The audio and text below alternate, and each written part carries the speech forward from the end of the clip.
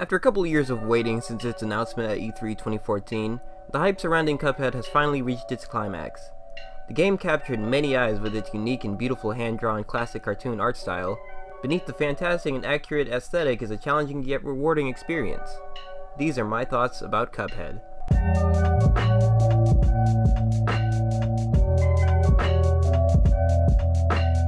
The story of Cuphead is pretty bare, but does its job in telling us why we're fighting all these bosses.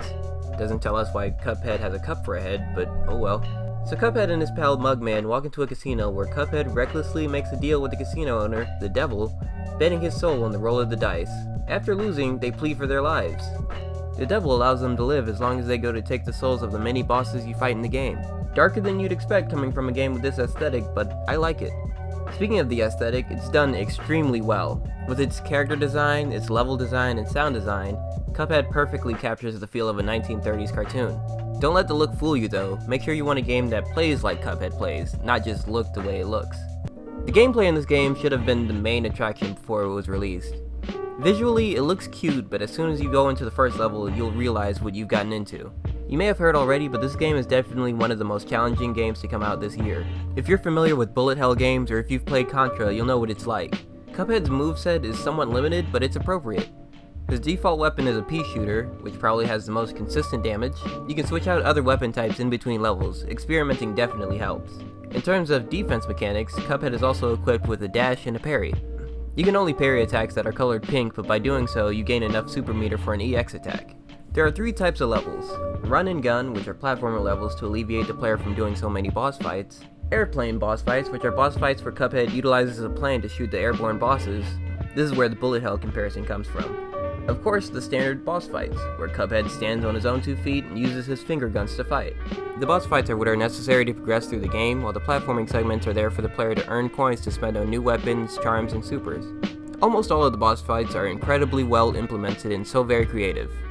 I'll get to that almost part in a bit. Each boss has multiple phases that change their attacks, and no two boss fights are going to feel the same. They also have multiple different attacks which they switch up randomly, preventing the player from relying on muscle memory and keeping them on their toes. The whole game relies on a trial and error method of teaching, which some may like, some may not. You really have to ask yourself if you're willing to spend an hour or so on a single boss, dying over and over, learning the patterns, and switching methods on the fly just to do it with the next boss again and again. Again, some may see it as a great challenge, but some may see it as a huge waste of time. Now, when I mentioned that almost all of the boss fights are creative and great, I had one exception in mind. The dragon in the second area is garbage, and his boss fight is easily the worst designed. From the randomized platforms to the annoying little fire people that jump at you, to the fact that he just looks boring and generic, I hate everything about this one. Another issue some have had with the game is the fact that there isn't an easier mode for people who may be less skilled but still want to go and enjoy the game. There is a level difficulty switch for boss fights, simple and regular, but you can't finish the game on simple. They really could just add simple as the actual easier mode. It's a bit strange that it's there if it's pointless. Something else I see some people mentioning is the controls, and to an extent I agree.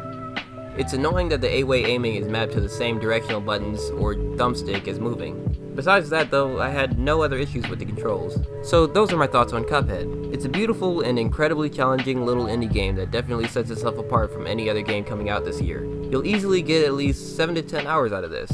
Maybe even more if you're finding any particular boss fight especially hard. This game has also sparked a very interesting conversation about inclusion and accessibility versus whether or not exclusive difficulty is a valid design choice.